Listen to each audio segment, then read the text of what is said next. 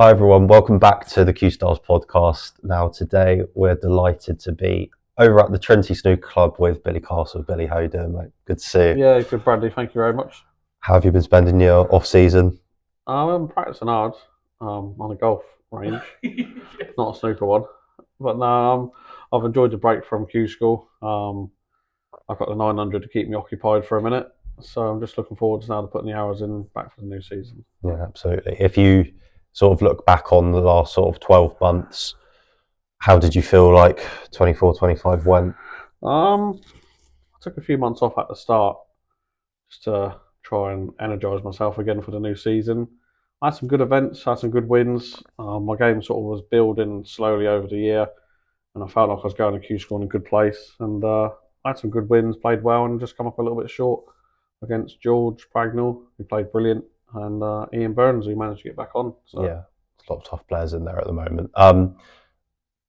Not the elephant in the room, but someone who will probably mention a couple of times today. Obviously, your reaction to Connor qualifying for the tour, obviously a brilliant effort from him. Yeah. No, I was so pleased for him. Yeah. I phoned him probably an hour after he got on, because obviously I've practiced him a bit and been like following him closely for a few years, and it's probably not expected this year.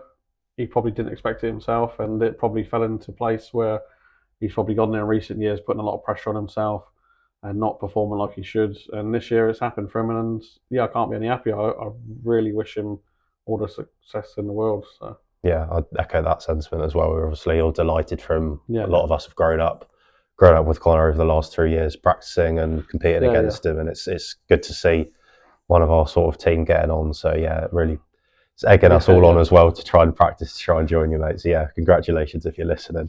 Obviously, you've been on and off the tour in the past. If you had any advice for him over the next couple of years, what would that kind of advice be?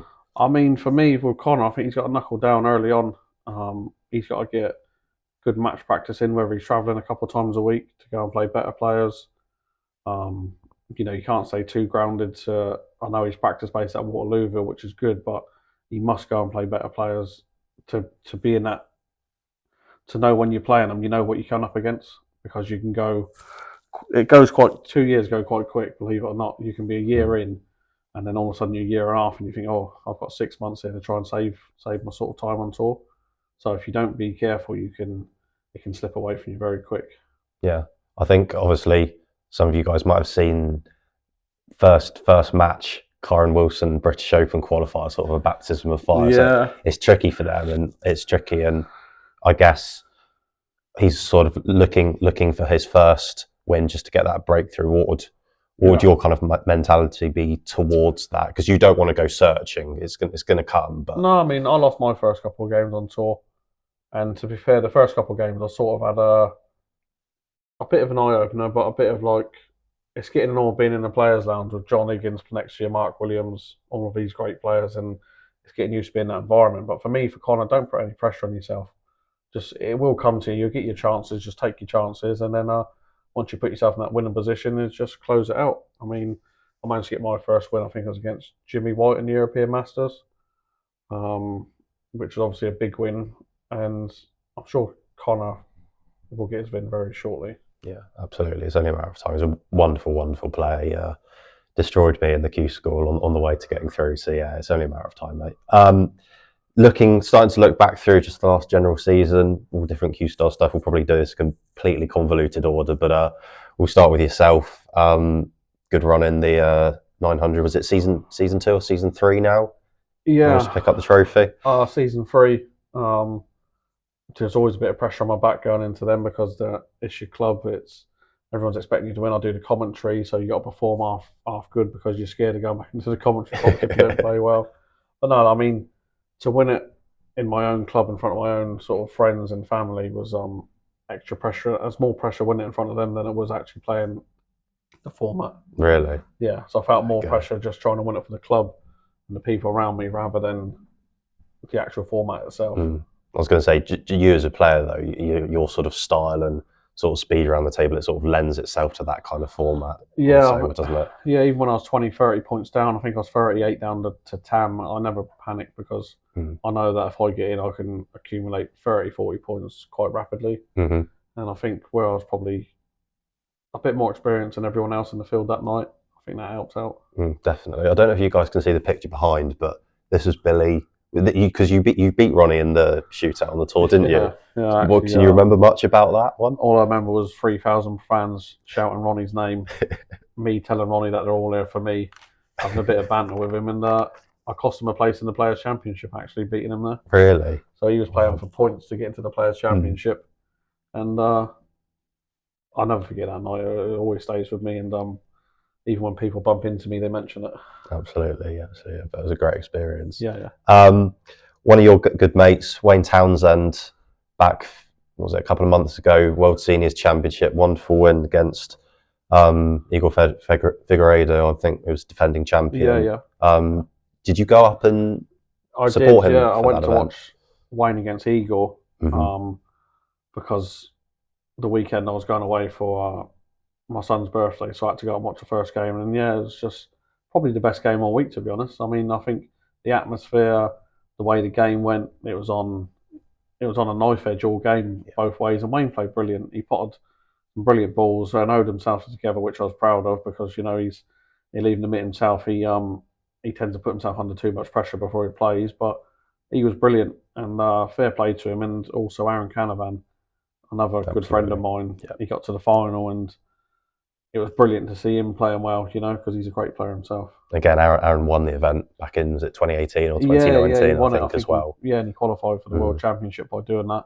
But no, Aaron's a brilliant bloke. He put so much effort in, and he played well. I guess for Wayne, though, obviously you've known him well for many, many years. I guess for him to not only get to the Crucible in the first place, obviously it's a dream for many players of any kind of age, but then to get a win, and in the sort of way he did against Igor as well, there's a lot of drama and fist pumps and all that going on. It was a very, very good watch. Yeah, it was brilliant because especially when you're in the atmosphere of it, and we were sat next to Wayne. I was next to his wife and daughter.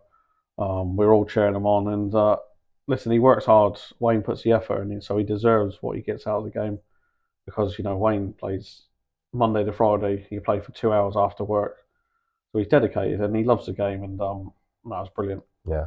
Fantastic, awesome. Just moving into some of the junior achievements from the last sort of year or so. Adam Abbas, fantastic young player coming through from Brighton, and shout out as well to Kai Michael, the great work they're doing down at the Castle Club in Brighton. A lot of good juniors coming through. Adam, the likes of Oliver Lee, Matthew Jameson, in and around that sort of England mark for the juniors as well. So great job they're doing there. Adam managed to win the England Under-14 Championship. Kaylan Patel played in, I think, the Joe Perry series, managed to get all the way to the final of the WSF junior event out in Morocco earlier in the year. I think you played Kaylan at some point this season, didn't you? Q School, I think it was second event, first round. So I knew even that was, because he's going into it with a lot of confidence. You're young, so when you play young, confident players, it's you don't know what to expect from them. But I managed to granddad him a little bit. Yeah, as you should. Keep him honest. William Thompson, we hear about him all the time, but another good season with the snooker. England Under-16 Billiards champion as well. 14 players. Got home internationals coming up again this year. Last year we managed to get 14 juniors, so I'll just quickly reel them off for exposure. So Oliver Sykes, Evan Plummer, O'Shea, Adam Abbas, Harry Wyatt, Aston Sahota, Will Hurley, Ryan Spratt, William Thompson, Dylan Beer, Zane Durai, Ellise, Scott, Riley Ellis, and also Neil Craycraft for the seniors. So we've got a lot of talent. John in the background, delighted with the fruits of his labour, and everyone that's sort of getting recognised on national, international level as well. So yeah, big shout out to all of those players.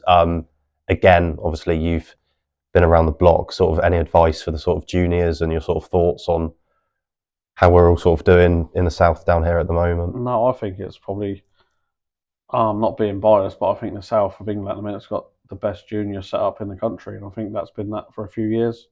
Probably don't get recognised as much, but when you look at, I call it the Chandler's Fords, the prodigies that do come from there, you only got to look at it over the years.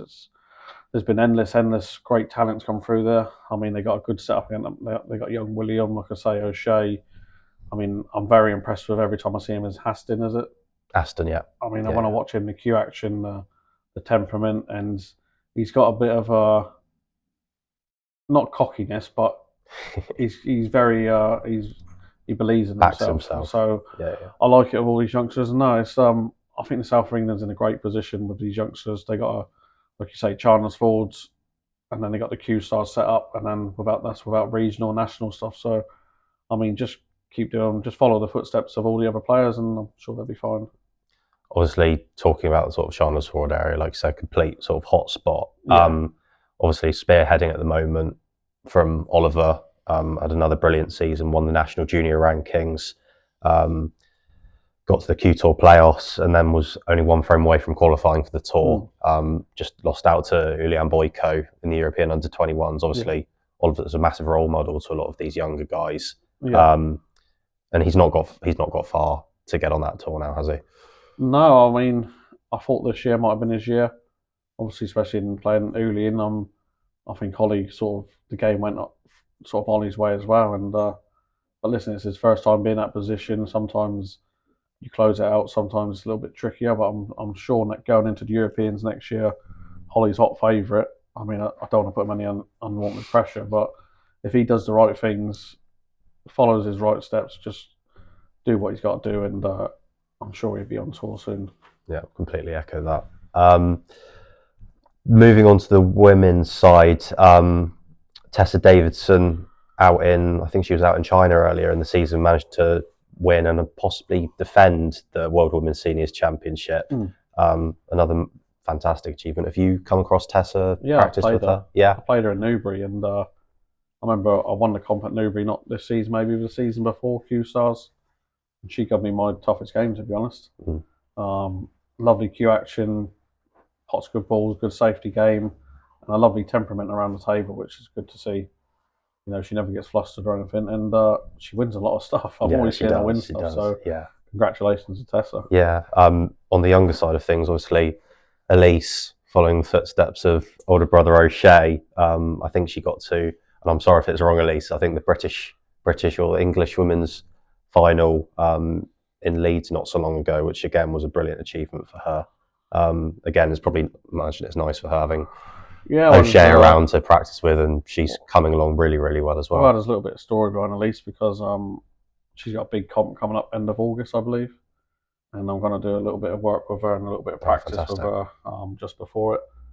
So I hope she's ready to put in the hard steps. So I'll be definitely pushing her through it. Sure, she will be. And just getting her ready, like I say, her and her brother O'Shea, I've got a lot of time for, and their family. So they did approach me, and I'm going to try and help her out as much as I can. Absolutely, yeah, brilliant stuff from both of them at the moment. Just going back to Q School briefly again, I know I'm doing this in a very questionable order.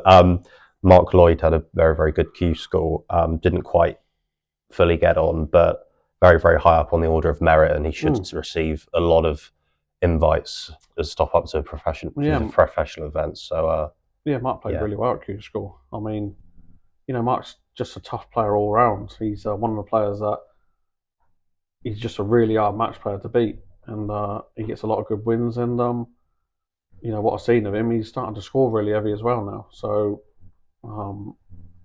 if he keeps going the way he's going, there's no reason why he can't be on tour. No, definitely not. He's been around for as long as I've been around. But junior circuit, he's always been very, very difficult to beat. High scorer. He's probably settled down a bit now. That sometimes you put too much pressure on young shoulders. You think, I've got to do it by a certain age, where that's not the case.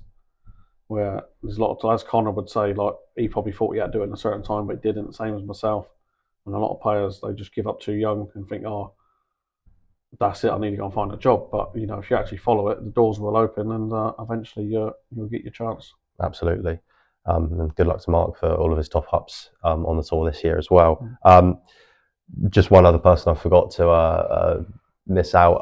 Riley Ellis, obviously, just mentioning the opportunities for home internationals and all Q Sports. We've obviously got our main focus on snooker, but Riley for a few years has been going around with a lot of success on the billiards tour as well. And he managed to win the Southern rankings for the billiards tour as well. So Riley, if you're listening, congratulations as well. We'll wrap it up pretty quickly. Apologies if I have missed out anyone else. Just back to yourself. plans and thoughts for next season? What are you looking for, Billy? I'm really looking forward to the Q Tour. I'm really hoping I can secure a playoff spot at least. And I'm looking forward to the English Amateur Tour, going around the country playing in that. Obviously, I'll be going in the English Amateur Championships this year. The qualifiers are at Reading, so it's easier. Yeah, home advantage. And then hopefully I can get in a few Q-Stars events. If I'm not too tied up with them events, hopefully I can, play in a couple of them as well. And just just really look forward to New Year, putting in the hard work and trying to secure my tour card next year again. Absolutely.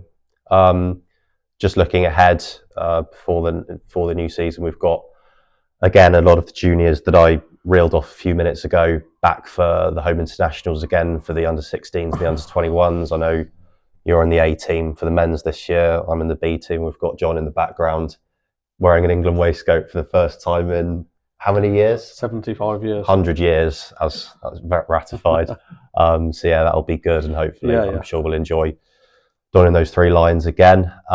Billy, thank you very much for your time. No, thanks for having us over, and thank you to you guys for watching. All the best to anyone who is playing in the home internationals and getting ready for the new season, and we'll see you all around. Cheers. Thank you, mate. Cheers. That's good. Perfect. What? Nervous? Well, no, very nervous. I'm very nervous doing this. My commentary's good, isn't it? Yeah, I'm just making sure. Oh, it's going to be so bad. Just do an interview. We can always cut out the crap bits as well. Right. Let's do it. A bottle of water, mate. Before we start. Yeah, go. Where are they? In the fridge, yeah. You get a bottle of water for him. He gets very nervous. He's nervous because of you. It's always the introduction bit that I forget how to do. Hello, welcome back, YouTube fans. What you got to do? You golf life. You golf live legends. You Q stars.